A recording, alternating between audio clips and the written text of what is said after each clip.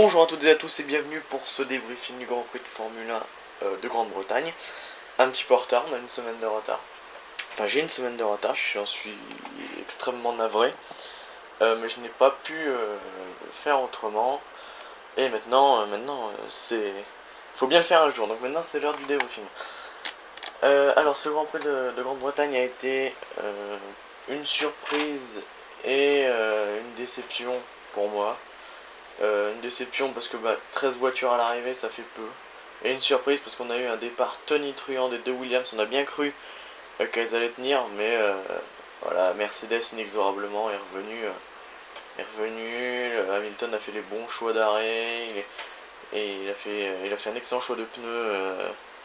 Enfin, plus qu'un, c'est pas l'excellent choix de pneus, c'est vraiment le timing de l'arrêt qui a été excellent, qui est rentré parfaitement au bon moment. Et puis là, c'était, on le savait tous, Hamilton allait remporter ce Grand Prix. Donc effectivement, Lewis Hamilton a remporté ce Grand Prix suivi de Nico Rosberg. C'était pas facile, parce que les deux Williams ont vraiment bataillé pour rester 1 et 2, avec Massa premier et Bottas deuxième. C'était une petite surprise à la fin du GP, parce que personnellement, j'avais quasiment pas entendu parler de Vettel pendant le Grand Prix. Et puis il se classe troisième quand même, et puis pas super loin, quoi. Il a 15 secondes de Rosberg. Les deux Williams, avec leur mauvais choix, leur mauvais timing d'arrêt, finissent 4ème et 5ème, avec Massa qui est à 11 secondes de Vettel et Bottas qui est à près de 40 secondes de Massa. Daniel Kvyat, je l'ai pas vu du Grand Prix et je pense que c'est mieux pour tout le monde, mais il finit quand même 6ème. Nico Hülkenberg qui a fait aussi un très bon départ, se classe en 5ème derrière les deux Williams et les deux Mercedes. Finalement termine 7ème et qui est le dernier dans le tour du leader. Kimi Raikkonen, la deuxième Ferrari, finit 8ème après un très mauvais choix de pneus, un très mauvais choix de timing d'arrêt qui s'est arrêté près de 8 tours ou 7 tours avant les autres pour passer les intermédiaires. C'était un très mauvais choix. Fernando Alonso, pardon, j'oublie Sergio Perez. Sergio Perez 9ème. Pareil, on l'a pas entendu, mais au moins il marque des points. Fernando Alonso avec la deuxième McLaren termine 10ème et marque son premier point de la saison. Et enfin, les trois hors des points sont Marcus Ericsson qui est 11ème et les deux Manor dans l'ordre Merry-Stevens. Alors, on va parler des abandons aussi. Alors, Felipe Nasser qui n'a pas pris le départ pour une boîte de vitesse défectueuse. Jenson Button et Romain Grosjean alors, il y a eu un gros accrochage au troisième virage, pardon. Il y a eu un gros accrochage au troisième virage, alors impliquant les deux McLaren et les deux Lotus, ainsi qu'une Red Bull, celle de Ricciardo. Ricciardo justement qui a abandonné sur un ERS défectueux. Button Grosjean accrochage au premier tour. Maldonado abandonne des sévices de l'accrochage au deuxième tour. Au quatrième tour, ça m'a bien fait rire, Max Verstappen qui se prend le coup de raquette du siècle à la sortie du deuxième virage et qui s'est envoyé dans le gravier. Donc abandon au quatrième tour, Ricciardo on l'a dit, et 32e tour, Carlos Sainz Jr., problème électrique sur sa Toro Rosso. Voilà, c'est bien dommage pour Carlos, mais voilà, au final ça fait que 13 voitures à l'arrivée, c'est pas top. Au classement pilote, toujours Hamilton premier avec 194 points, deuxième Rosberg avec 177 points, troisième Vettel avec 135 points, Bottas 4ème avec 77 points, Raikkonen à 1 point de Bottas avec 76 points, Massa avec 74 points qui est juste derrière. On a une belle bataille pour la 4ème place. 7ème Ricciardo avec 36 points, ça fait loin. Kvyat qui le suit 8ème avec 27 points. Hülkenberg qui est pas trop loin de le rattraper, qui a 24 points, qui est 9ème. Grosjean qui est 10ème avec 17 points. Nasser 16 points qui est juste derrière avec à la 11ème place, pardon. 12ème Sergio Perez avec 15 points. Donc là aussi une belle bataille là, pour la 10ème place entre Grosjean, Nasser et Perez. Maldonado 13ème avec 12 points, donc aussi pas très loin. Verstappen c'est pareil, il a 10 points, il est pas très loin non plus. Verstappen on a dit, Sainz qui a 1 point de son coéquipier qui est 15ème, qui a 9 points, Ericsson qui a 5 points et qui est 16ème, Jenson Button qui a 4 points et qui est 17ème, Fernando Alonso est 18ème avec 1 point et les deux Manor qui n'ont pas marqué de points. Au classement constructeur, nous avons Mercedes avec 371 points, Ferrari avec 211 points, Williams avec 151 points, Red Bull Renault avec 63 points, Force India avec 39 points, Lotus avec 29 points, Sauber avec 21 points, Toro Rosso avec 19 points, McLaren Honda avec 5 points. Voilà.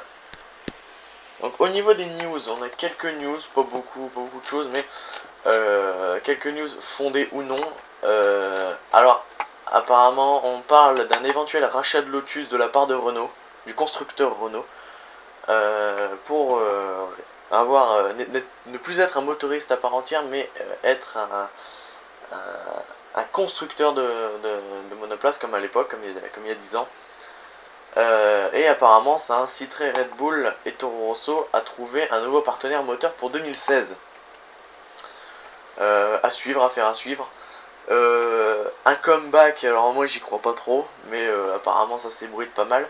Un comeback en motoriste ou en constructeur de monoplace d'Aston Martin, qui n'est pas présent sur les Grands Prix depuis 1960. Alors on ne sait pas quand et on ne sait pas sous quelle forme, mais alors apparemment on s'en va vers un retour d'Aston Martin, mais personnellement j'en attends plus de ce retour. Et par contre ouais, Ferrari qui prévoit des plans à moyen ou long terme pour développer la monoplace idéale pour aller chercher les Mercedes, malgré que Vettel ait gagné en Malaisie et que ça a fait naître quelques illusions chez les tifosi. La Scuderia était parfaitement réaliste et puis savait que c'était une victoire. C'était pas une victoire à la force du moteur, à la force de la voiture, c'était vraiment une victoire à la stratégie. Donc pour résumer, on a eu un Grand Prix assez sympathique avec de la pluie sur la fin, vraiment pas beaucoup de pluie parce qu'il a plu peut-être pendant les 10 derniers tours, même pas. Et déjà pour le podium ça commençait à s'éclaircir, il y avait beaucoup de sauts, enfin presque, ça commençait vraiment à s'éclaircir pour le podium. Donc ouais, vraiment pas une pluie très passagère. Puis Hamilton, hein, la star du spectacle, encore une fois, qui a réussi à gagner cette édition du Grand Prix de Grande-Bretagne 2015, qui était riche en rebondissements quand même, et qui est parvenu à décrocher sa 5ème victoire de la saison devant Rosberg. Et d'ailleurs Rosberg qui est désormais distancé de 17 longueurs au championnat pilote, et va falloir commencer à se réveiller pour Nico. Enfin à se réveiller, il a commencé à se réveiller déjà avec ses victoires engrangées dernièrement, mais il va falloir qu'il fasse un bon résultat. Faudrait qu'il gagne, pour bien faire faudrait qu'il gagne en Hongrie. J'y crois pas trop, mais il faudrait qu'il gagne en Hongrie, parce qu'on a vu que l'an dernier Hamilton avait fait une erreur et était revenu, donc c'est à dire qu'il est très rapide en Hongrie, mais il peut faire aussi une erreur. S'il pleut en Hongrie, il y a peut-être moyen que Nico Rosberg tire son épingle du jeu, et j'espère vraiment qu'il va gagner pour mettre un peu plus de piment dans la saison. Alors aussi on a une news concernant l'accrochage dont je vous parlais tout à l'heure, l'accrochage du premier tour entre les deux McLaren, les deux Lotus et la Red Bull. Il n'y aura aucune sanction pour cet incident. Voilà. Et maintenant on attendra, on doit attendre le Grand Prix de Hongrie qui se déroule dans 2 semaines ou une semaine, je sais plus. Enfin, dans une semaine ou 2, on va dire ça comme ça. Et oui, donc j'espère vraiment que Rosberg remportera ce Grand Prix d'Hongrie pour remettre un petit peu de piment à cette saison, parce que pour l'instant c'est bien triste. C'est bien triste. Oui, c'est ça que j'aurais dû noter. Les évolutions, parce qu'on en parlait de la Force India B depuis le début de la saison. Donc la Force India B est bien arrivée en Grande-Bretagne, et ça se voit vu les performances des deux véhicules. Euh, alors je trouve l'aileron très innovant sur l'aileron avant, le nez avant est très innovant sur la Force India, et apparemment fait ses preuves tout au long, a fait ses preuves tout au long du week-end. Donc j'espère que ça les fera encore monter d'un cran, et j'espère qu'il y a d'autres écuries qui pourront encore monter d'un cran. Mais pour l'instant, là, moi je vais vous dire un truc, c'est que la saison elle est morte pour cette année. Faudra attendre 2016 pour voir si déjà apparemment s'il y a beaucoup de changements comme ça, du genre Renault rachète Lotus, Red Bull change de constructeur avec Toro Rosso parce que Mercedes ou Ferrari, j'en sais rien, et que Aston Martin débarque. Il y a peut-être moyen qu'on ait une saison.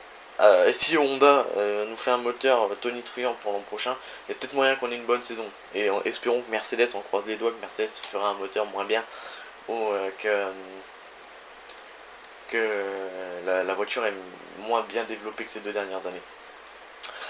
Voilà, bah, je crois que j'ai à peu près tout fait. Je vérifie un petit peu si j'ai pas d'autre chose à vous dire. Si, alors en, en Grande-Bretagne, ce qui m'a un peu tilté, c'est que vraiment c'est un Grand Prix vraiment à l'ancienne. Il y a des animations, c'est comme en Belgique, il y a beaucoup d'animations, les pilotes participent.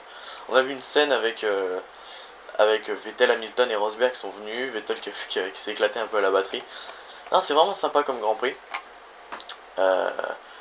Euh, pour l'instant, et aussi l'autre sujet, c'est que pour l'instant l'avenir de Raikkonen est très très très flou. Raikkonen, on sait toujours pas où ira-t-il l'an prochain et si il reste en F1. Et pour l'instant, l'autre Finlandais qui est Valtteri Bottas est en train de marquer son empreinte dans la Formule 1 comme nouveau Finlandais volant.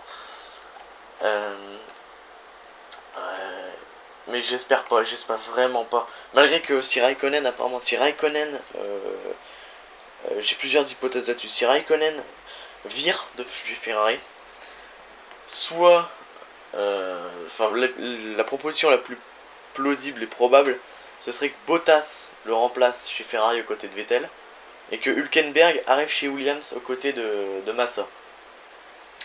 Donc à voir ce qui se passe. Ou bien que Hülkenberg monte direct chez Ferrari, mais ça j'y crois pas trop.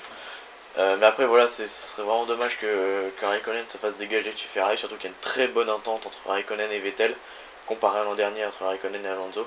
Là cette année il y a une très très bonne entente entre les deux. Et j'espère qu'ils vont le garder, j'espère que Raikkonen va quand même se réveiller sur la fin de saison. Voilà, donc ce débriefing est maintenant achevé. Le prochain c'est... Bah là normalement, là je le tourne avant celui de WRC, mais normalement ce débriefing sera après celui du WRC en Pologne.